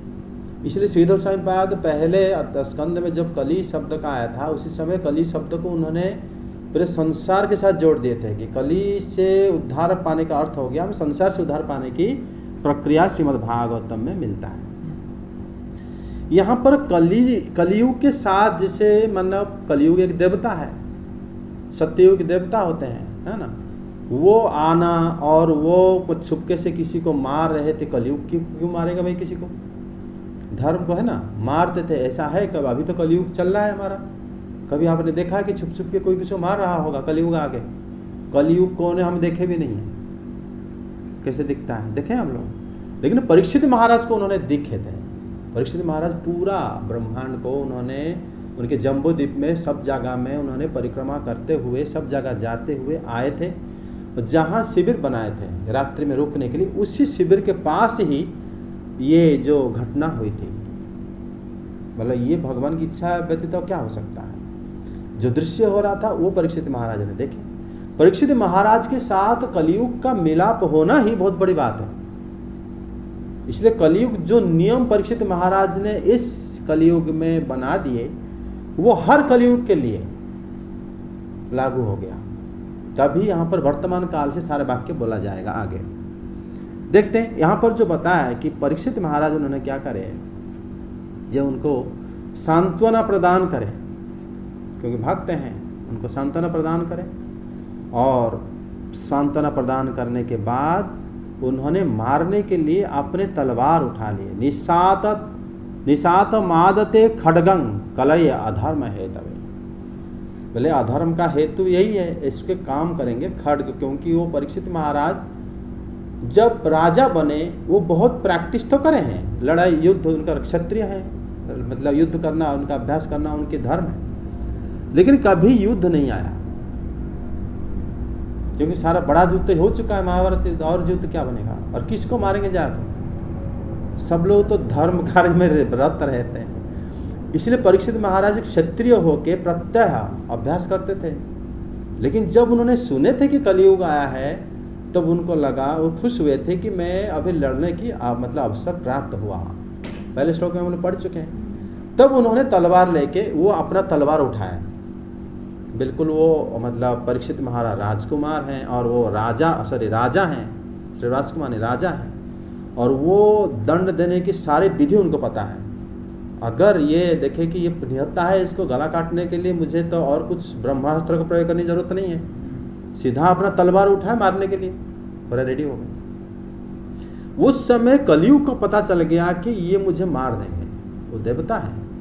लेकिन फिर भी उनको लगा कि, इसलिए कहा गया है कि राजा परीक्षित मारने की इच्छा करके वो जान गए, मतलब तंग जिघासुम अभिप्रत्य नृप लांछनम भय विहुला शिरसा तत्पाद मूलम समगात। वो कलियुग के मन में ये देखो बुद्धि था, वो अपनी गर्दन के साथ उनके चरण के पास बैठ गया, लेट गया, गर्दन दिखा के, मुझे मारो मारो मारो मारो, मतलब वो चला गया शरण में। परीक्षित मारे, ऐसी को मारेंगे किसी को? कोई शरण में आ गया तो उसको उल्टा कोई जुर्माना लगा दो, कोई बंदी बना दो, कुछ और काम कर लो। लेकिन परीक्षित महाराज उसी समय प्रसन्न हुए, हसन्निव, ये बड़ा महत्वपूर्ण है। जैसे उन्होंने देखे कि मतलब उन्होंने उनके चरणों में गिर पड़े, तब उन्होंने क्या करे ना, उनको रक्षा करने के लिए वो क्या करे ना, परीक्षित महाराज उनको बद्ध नहीं किए, लेकिन दयापूर्वक हंसते हुए उन्होंने कलियुग को बोले। इन्हें हंसे क्यों? क्योंकि कलियुग का एक महान जो धर्म या कलियुग का जो महान गुण, ये परीक्षित महाराज को पता चल गया। उसी समय याद आया, तभी वो हंसने लगे। उनको ये याद आ गया कि कलियुग ऐसा कि युग है, उसमें अगर कोई पाप कर्म मन में सोचता है तो उसको दोष नहीं लगता, अगर इंद्रियों से करता है तो दोष लगेगा, तब दंड मिलता है। तो ये एक महान गुण है परीक्षित मतलब कलियुग का। दूसरी बात, कलियुग में अगर कोई अपने थोड़े ही भगवान के नाम जाप कर ले, मतलब सत्ययुग से भी कई गुना ज्यादा फल कलियुग में लोगों को मिल जाता है। इसलिए कलियुग तो बहुत फायदेमंद है, उसको मार के क्यों बेकार युग को सत्ययुग में या द्वापर युग में मिलाएंगे क्यों? सर जैसे कि हमने भागवत गीता में पढ़ा है कि मन में रखते हैं तो दोष लगता है, इंद्रियों से करते हैं तो नहीं लगता, पर कलियुग में उल्टा है। कलियुग में क्या ना, भगवत गीता में जो पढ़े हैं, मन में अगर हम सोचते रहेंगे, आज नहीं तो कल हम इंद्रियों के द्वारा करने लगेंगे। मन में अगर मत सोचते रहोगे, धीरे धीरे तुम करने लगोगे, आगे तो अपने आप को रोक नहीं पाओगे। तो ये वाली लाइन कॉन्ट्रैक्ट, ये वाला क्या है ना, कलियुग में अगर कोई मन में कोई पाप कर्म सोच लेता है, हाँ। पाप, तो उसको मतलब पापी का दर्जा नहीं मिलेगा। अच्छा। फिर वो अपने आप मौका साधु संग सत्संग करके मन को हटा देगा। मन में तो करा था, मन में हटा के फिर बॉडी को फिर मतलब साधन में उपयोगी बना सकता है। ये फायदा सिर्फ कलियुग में है। सत्ययुग में अगर मन में कोई पाप कर लिया, उसको पापी माना जाता है। ये महाराज को जब पता चल गया कि कलियुग में अगर कोई भगवान के नाम मतलब खाली नाम ले, चाहे किसी अवस्था में ले, तो वो उसको सत्ययुग से भी ज़्यादा फल मिलेगा। तो इस प्रकार युग को अगर मैं नष्ट कर दूं, तो फिर इसको मतलब इस युग का जो समय को मैं या तो द्वापर युग में मिला लूं, या तो मैं इसको सत्ययुग मतलब सत्ययुग से मिला लूं। ऐसा तो करना से अच्छा ये नहीं है कि इसको रहने दें, ठीक है। इसलिए कलियुग मतलब सत्य परीक्षित महाराज के साथ कलियुग का जो संवाद बड़ा महत्वपूर्ण है भक्तों के लिए। तब उन्होंने बोले कि आपको किसी से भय करने की अब आवश्यकता नहीं है, लेकिन तुम अधर्म बंधु हो, तुम जो है अधर्म के मित्र हो। ये बात हम तृतीय स्कंद में जानेंगे, है ना।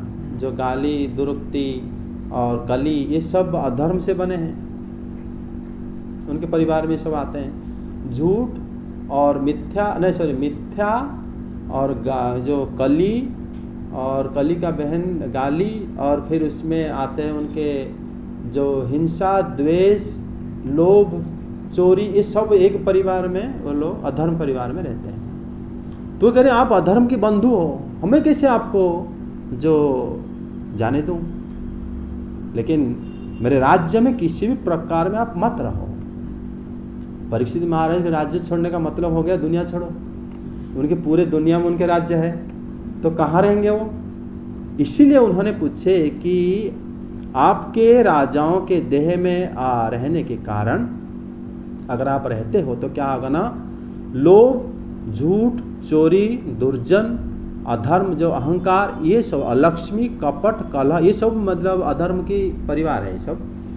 हाँ, अदम्भ, ये सब अधर्म जो है बढ़ जाएगा, ठीक है। मतलब कलियुग जो है किसी भी देह में प्रवेश कर सकता है, कलियुग पे ऐसी शक्ति है। और इसीलिए मतलब महाराज परीक्षित जब से बैरिकेड लगाए हैं, तब कलियुग भक्तों के अंदर प्रवेश नहीं कर पाता, नहीं तो किसी के अंदर प्रवेश कर सकता है। तो कलियुग जब महाराज परीक्षित पहले जितने कलियुग आया होगा, वो तो लोगों को बड़े दयनीय अवस्था में डालता होगा, लेकिन कलियुग महाराज परीक्षित के साथ जैसे ही मुलाकात हो गया, उन्होंने बैरिकेड लगा दिए महाराज परीक्षित कि आप इस जगह को नहीं जाना, ऐसा हर कलयुग में नहीं होता था, इस कलयुग में हुआ। ये सारे श्री कृष्ण की इच्छा से हुआ कि मेरा भक्त ही कोई चेंजेस ला सकता है जब उसके सामना किसी के साथ करा दो, क्योंकि भक्त के पीछे भगवान रहते हैं, इसलिए भक्त जो कहेगा वही नियम बन जाएगा। तो उन्होंने परीक्षित महाराज के माध्यम से नियम बनाए। मतलब ये राजा जो है, मतलब उन्होंने बताया कि अगर आप राजाओं के शरीर में निवास करोगे तो ये सब कपटी होंगे, लोभी होंगे, चोरी करेंगे, दुर्जन, ये सब है गुण घुस जाएगा। आप फिर कैसे मैं आपको अलाउ करूं? तब उन्होंने बताया कि हे अधर्म बंधो, जहां पर यज्ञ की विधि को जानने वाले यज्ञ के द्वारा यज्ञ के स्वामी श्री भगवान की आराधना होता है, वो सत्य एवं धर्म पूर्वक रहने योग्य इस ब्रह्मावर्त में आप नहीं रहना चाहिए। सर जैसे भगवान श्री कृष्ण तो सर हर कल्प में आते हैं सर, तो फिर परीक्षित महाराज भी हर कल्प में आते होंगे। मतलब उनके भगवान जो श्री कृष्ण जब आए उसी के बाद वाला कलयुग को ये सब मिल गया नियम।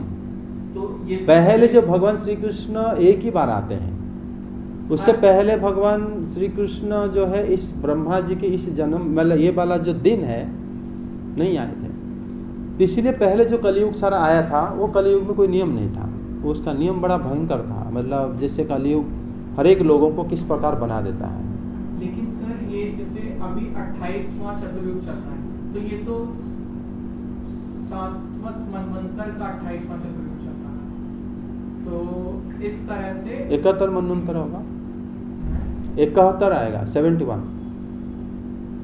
मतलब ये उनका 71 है, 7वें मनवंतर में 71 है, तो उसमें से 28 पार हो गया, उसमें कुछ नहीं हुआ, अभी से आगे से लागू हो जाएगा। तो उससे पहले जो मनु आए थे उनमें नहीं हुआ था।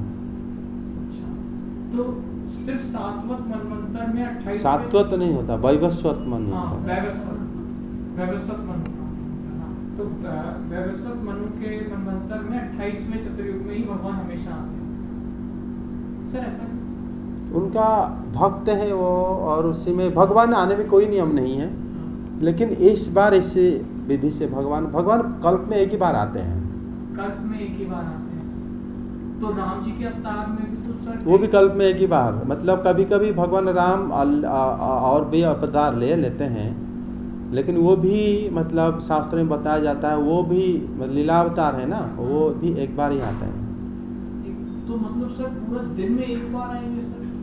बाकी युगावतार हर युग में आते हैं, मनवंतर अवतार हर मनवंतर में आते हैं, तो वो आके धर्म स्थापना कर देते हैं।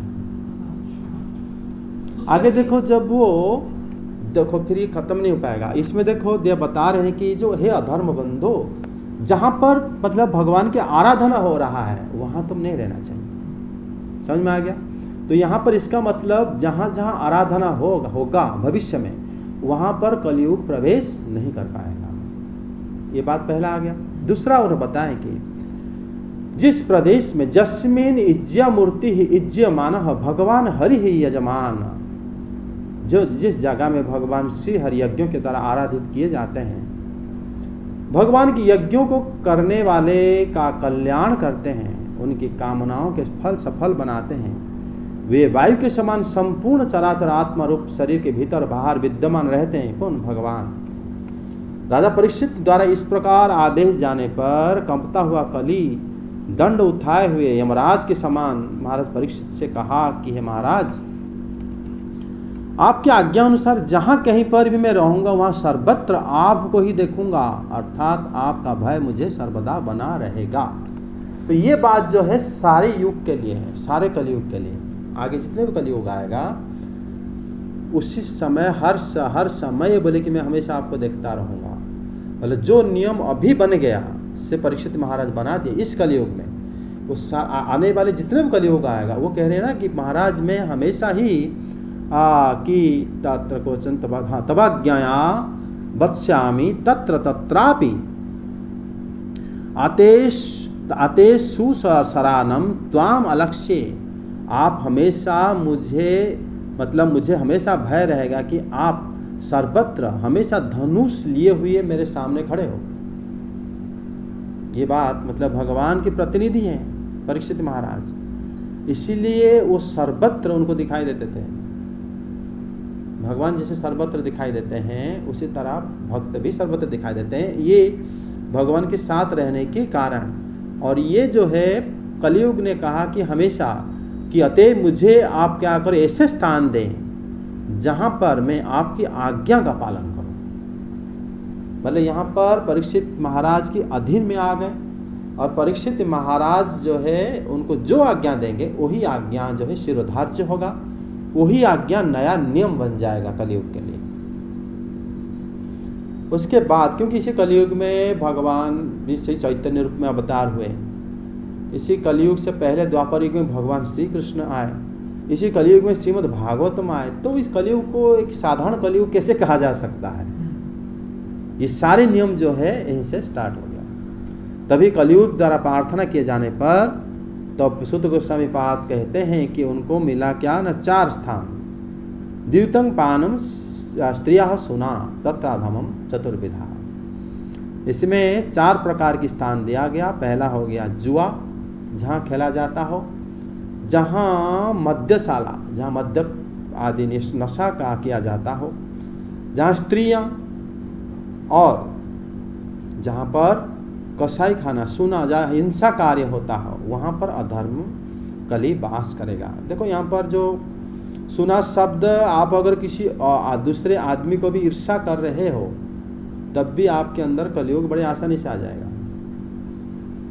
जरूरी नहीं कि आप जाके कसाई खाना में जॉब करो, जरूरत नहीं। आप अगर पड़ोसी को आप ईर्ष्या कर रहे हो, हिंसा कर रहे हो, तब भी आप कलयुग के अंदर आ जाओगे।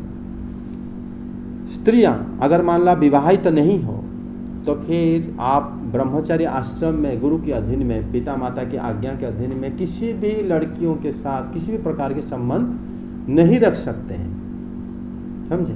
तो फिर अगर मान लो हम रखते हैं तो स्त्रियां के धर्म हमारा व्यतिक्रम होगा, कलयुग की शिकंजे में हम आ जाएंगे। और मद्यशाला में आजकल बच्चे जो ड्रग्स वगैरह पार्क में बैठ के ले लेते हैं, कोई पान की दुकान से ले लेता है, कोई कहीं भी ले लेता है, वहाँ पर भी कलयुग उनके अंदर प्रवेश कर जाता है। और उसके बाद जुआ खेलने के स्थान होता है। जुआ जो ऐसा नहीं कि हम कैसीनो जाएंगे तो जुआ खेलेंगे, तुम अगर क्रिकेट में सट्टा लगा रहे हो तब भी तो जुआ है। अगर मान लो माई 11 सर्कल में आप ये लगा रहे हो, वो भी तो जुआ है। तो उसमें क्या होता है ना, हर जगह में जुआ को प्रभोग किया जाता है, वो भी कलयुग हमारे अंदर प्रवेश कर जाता है। इसमें जैसे कलयुग जो है, हाँ सर, जुआ खेलना आपने बताया था, जुआ घर जहाँ पे झूठ बोला जाता है, जुआ खेलने पर ही झूठ वहाँ पर वास करता है हमारे पास। झूठ बोलना जुआ खेलने के पाप के बराबर होता है। और जुआ जो लोग झूठ ज़्यादा बोलते हैं, जरूर वो जुआ खेलने के लिए आग्रह होता है उनका अंदर। पर सर जुए में तो झूठ नहीं बोला जा सकता ना? क्यों? सर उसमें तो मतलब जैसे पैसे लगा दिए, भगा दिए। नहीं, पैसे लगा दिया आपने, पैसा बढ़ाने के लिए पैसा को लगाया। हाँ। अगर पैसा बढ़ाने के लिए लगाया, अगर आपको मतलब मौका मिलेगा, आप जरूर घर में आके झूठ बोलोगे, वहाँ जाके दोस्तों को झूठ बोलोगे, या तो झूठ तो वहीं से सृष्टि होता है, ठीक है? ऐसा नहीं उस बंदा को आपने अगर कैसीनो में झूठ बोलोगे तो फिर वो तो घुसने नहीं देंगे। झूठ बोल नहीं सकते नहीं, वो इसका मतलब वो थोड़ी है कि वो सत्य धर्म सत्य का स्थान है, वो तो अधर्म का स्थान है। जो बंदा जुआ खेलता है वो झूठ बोलता है, ये कहने का मतलब। तो झूठ बोल सकता है और बोल भी लेता है, उसके मन में वो प्रवृत्ति आ ही जाता है, ठीक है? उसके बाद देखो, उसके बाद आता है कि उसके पश्चात कलयुग को जब जाचना किया, क्यों पुनश्च याचमानाय जात रूप मदात प्रभु, वो पुनश्च जाचना करा। तो तथा अनृतं मदं कामम राजा पंचमम वैरच जाय। उसके बाद परीक्षित महाराज ने उनको स्वर्ण को निवास स्थान दिया, ठीक है? जब उन्होंने स्वर्ण को दिया, यहाँ पर जो है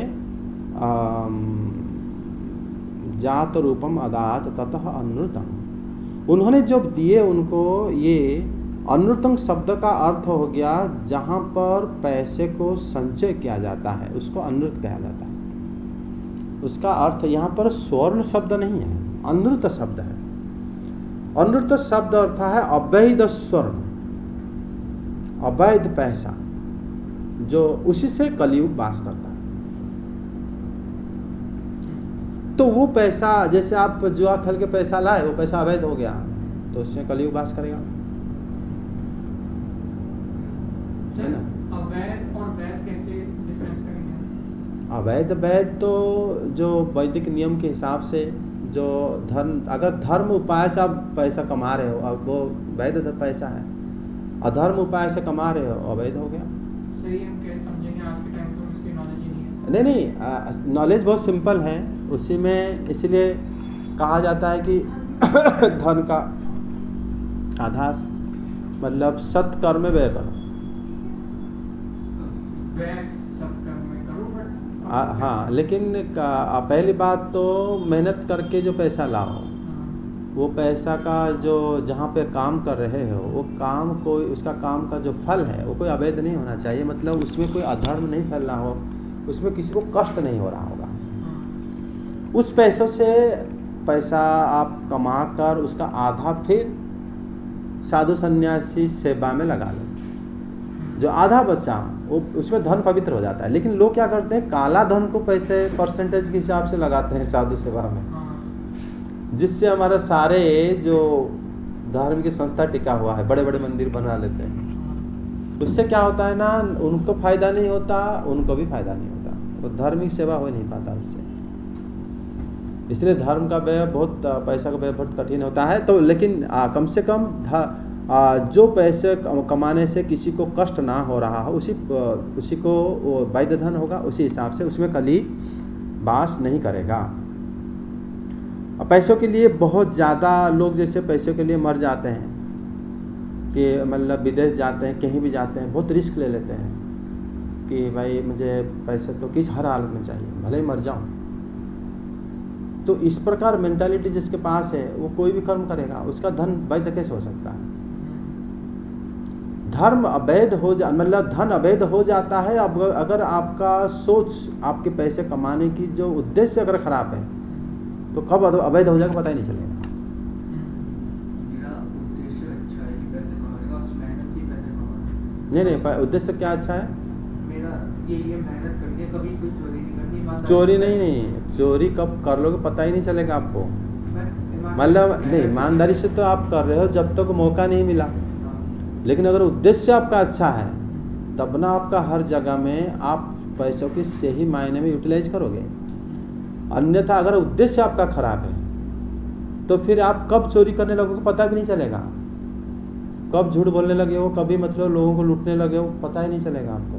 तो सर, जब भी हम इंद्र तृप्ति के बारे में सोचते हैं तो हमारा उद्देश्य खराब होने के चांसेस बढ़ जाते हैं। नहीं, सत्संग करते रहो। सत्संग सबसे बड़ा मतलब हथियार है जो हमको सही रखता है, ठीक है। और उसी से ही हम अपना प्रेरणा मिलता है कि हम क्या करना चाहिए, कैसे धन उपार्जन करना चाहिए। तो जैसे राजा परीक्षित की आज्ञा पालन करके अधर्म का मूल राजा कली महाराज परीक्षित द्वारा प्रदत्त वही 5 स्थानों में रहने लगा। मतलब वो स्वयं अधर्म नहीं करते थे, भक्तों की आज्ञा पालन करने से ही वो, मतलब आज्ञा पालन करके कलियुग तो यहाँ पर एक माना जाएगा कि भक्त जैसे कार्य करा उन्होंने परीक्षित महाराज से आज्ञा मांगा। परीक्षित महाराज जो स्थान बता दिए, आज भी कली वही स्थान में रह रहा है, आज भी वो अपना स्थान व्यतिक्रम नहीं करता। अगर आप आज भी भगवान की आराधना में रहोगे, आप पास कली प्रवेश करेगा नहीं। तो आज भी वो मानता है कि नहीं मानता? आज भी मानता है। और जहाँ जहाँ पर तुम देखोगे कहाँ कली प्रवेश कैसे करता है, जब ये 5 चीजें जहाँ पर आ गया, कली प्रवेश हो जाता है। वहाँ पर कलह, वहाँ पर अशांत, लोभ, झूठ, असत्य, मतलब मिथ्या, दंभ, मतलब कलह, सब कुछ प्रवेश कर जाएगा वहाँ पर। सर, फिर जैसे मतलब मेरे एग्जांपल ले लो सर, कि मैं मतलब अभी भागवत सुन रहा हूँ, सुनने का प्रयास कर, वो सारा तुम्हारे अपने अंदर प्रश्न करोगे ना अपने आप को। तुम कैसे क्या सोच रहे हो, हमें तो पता नहीं चल पा रहा। नहीं मतलब, तो मैं वही तो फिर हम तुम्हारे ऊपर टिप्पणी कैसे देंगे? नहीं आप तो मतलब तुम क्या करना चाहिए, ये सुन के अपने आप को जजमेंट ले लेना चाहिए। नहीं, फिर कलयुग आ कैसे रहा जब मैं सुन रहा हूँ? सुनना हो, अरे अगर इसके अंदर ये 5 अधर्म अगर कर रहे हो तो कलयुग आएगा, ये स्पष्ट है। तो इसको तो हम नकार नहीं सकते ना। तुम कहो मुझे आके देखो, मैं तो इससे पता नहीं चलेगा। अच्छा सर, जैसे धर्म संस्थाएं डिफरेंट, वहाँ पे भी तो भगवान का नाम हो रहा है, भगवान की पूजा हो रही है। नहीं, ये 5 अधर्म उन्होंने बोले। उन्होंने ये नहीं बोले कि जब उन्होंने पहले बोले थे कि आप राज्य मत रहो जहाँ आराधना हो रहा है, लेकिन उन्होंने क्या कहा? क्या कहा उन्होंने? बोले कि आप मुझे स्थान दो। उन्होंने नहीं बोला कि जहाँ पूजा हो रहा है मैं नहीं जाऊँगा। उन्होंने बोला अगर वहाँ पर भी ये सब काम हो रहा है, अवैध स्त्री संग हो रहा है, तो वहाँ कली आएगा नहीं। अगर वहाँ पर मान लो लोग पैसे चोरी कर रहे हैं तो वहाँ नहीं आएगा। हम जब सेंटेनियल प्रोग्राम में गए थे, वहाँ पर जो चीफ गेस्ट आए थे, सोने का कलश में पहले अभिषेक होना था, सबको मिला था एक जो लोग गेस्ट थे, जो लोग 1-1 लाख रुपए को दिए थे, उनको एक सोने का कलश मिला था। उसमें से एक ब्रह्मचारी एक सोने का कलश एक चीफ गेस्ट का चोरी करके ले लिया। तो क्या वहाँ कलयुग नहीं जाएगा? तो इन्होंने आराधना शब्द के बाद उन्होंने प्रश्न करा है कलयुग ने। इसलिए ये 5 अगर तुम्हारे अंदर है, किसी के भी अंदर है, वहाँ कलयुग आ जाएगा। लेकिन सर हम देखते हैं कि ज्यादातर देखना के बारे में हम नहीं जाएंगे, जो जहाँ पर ये हो रहा है वहाँ जरूर आएगा कलयुग। तो सर ये तो हर जगह है। हाँ, तो हर जगह में आएगा, तो फिर हर जगह में आएगा। इससे दूर होके करोगे, ये 5 से दूर होना पड़ेगा भक्ति करने के लिए। 5 के साथ करोगे तो कैसे भक्ति कैसे करोगे? आगे देखो, वो कह रहे हैं कि आत्म कल्याण कामी पुरुष। देखिए तुम जो तुम्हारी प्रश्न तो यही है, मतलब जो श्लोक 41 देखो बताते हैं, अथ बुभुषु पुरुषः धर्मशीलो राजा लोकपति गुरुश्च एतने क्वचित न सेविता। इसको सेवन नहीं करेगा। तुम जो प्रश्न कर चाहिए उसका उत्तर भगवान मतलब परीक्षित जो शुद्ध गोस्वामी दे रहे हैं। अतएव जो आत्मकल्याण कामी पुरुष विशेष रूप से जो मतलब राजा हो, लोक स्वामी हो, गुरुजन हो, कि आसक्ति पूर्वक कभी भी इन सब का सेवन नहीं करेगा। जो इसका सेवन नहीं करते वही श्री हरि के प्रतिनिधि हो सकते हैं, वही ही श्री भगवान की भक्ति कर सकते हैं। वो बात श्री गोस्वामी पाद बताते हैं। अब तुम कहोगे 5 भी मुझे अच्छा लगता है और मैं भक्ति करना भी चाहता हूँ, तो वहाँ कैसे? उसमें तो आ ही नहीं सकता। वो मना कर रहे हैं, तुरंत उन्होंने मना कर दिया। क्योंकि हमारा मतलब मन भी रहता है कि हम बहुत ज्यादा धन कमाएं, धन से फिर हम गाड़ी खरीदें, घर खरीदें। नहीं, तुम वही तो कह रहा, तुम उद्देश्य गाड़ी खरीदना पाप थोड़ी है। बिल्कुल पाप नहीं है। पर गाड़ी खरीदना पाप क्यों होगा? नहीं, गाड़ी खरीदने से फिर और घर बनाना पाप भी नहीं है, पैसा रखना भी पाप नहीं है, लेकिन अगर उद्देश्य खराब है। उद्देश्य तो इंद्रिय तृप्ति है ना सर। तो नहीं, उद्देश्य अगर इंद्रिय तृप्ति, तो हमारा जो भगवत गीता के हिसाब से जो इंद्रिय तृप्ति के बारे में सोचता है वो धीरे धीरे अकर्म कुकर्म करने लगता है। इंद्रिय तृप्ति के बारे में ना सोच के जो इस और काम करता है उसमें कोई दोष भी नहीं लगेगा। पैसा कमा, जरूरत ही नहीं ज्यादा। क्यों? फिर तो इंसान ये सोचेगा कि भगवान में टाइम लगाने में टाइम वेस्ट हो रहा है मेरा। हाँ, वही करना भी चाहिए। मनुष्य जीवन का उद्देश्य भी वही है। तो हम भाग रहे हैं, इसका मतलब ही ये है कि हमें सोच रहे हैं कि ये भी मिल जाए, उससे वो मिल जाए। हाँ, इस तरह से कली का निग्रह करके राजा धर्म, तप, शौच, दया एवं 3 चरणों को प्रवर्तित किए, पृथ्वी को सांत्वना दिए। श्री कृष्ण की भक्ति द्वारा उन्होंने करें, ये बात करें, समझे? मतलब उन्होंने वन में जाते समय पितामह राजा युधिष्ठिर के द्वारा प्रदत्त राज सिंहासन पर ही महाराज परीक्षित विराजमान है। मतलब आज भी विराजमान है महाराज परीक्षित। इस समय महाभाग चक्रवर्ती सम्राट यशस्वी वे महाराज परीक्षित हस्तिनापुर में कौरव कुल की राज्य लक्ष्मी से सुशोभित हैं। ये अभिमन्यु के पुत्र राजा परीक्षित इस प्रकार के प्रभाव से संपन्न है, अनेक ही न उनके ही पृथ्वी पालकत्व काल में आप लोग इस दीर्घकाल सत्र कर पा रहे हैं। शुद्ध गोस्वामी कह रहे हैं कि आप आज अगर भागवत पढ़ पा रहे हो उन्हीं के बदौलत, जबकि उससे परीक्षित महाराज थे ही नहीं, लेकिन कह रहे हैं वो है आज भी, क्यों कलियुग उनको आज भी देख रहा है, आज भी उनको डरता है। जो नियम उन्होंने बना दिए पूरे एक कल्प के लिए बना दिए। इसलिए तुम कलियुग से दूर रहो और निश्चिंत होकर भक्ति करो। कोई कुछ नहीं कर सकता। कलियुग आज भी परीक्षित महाराज को मानता है। समझ में आ गया? यह अध्याय समाप्त हुआ। हरे कृष्ण।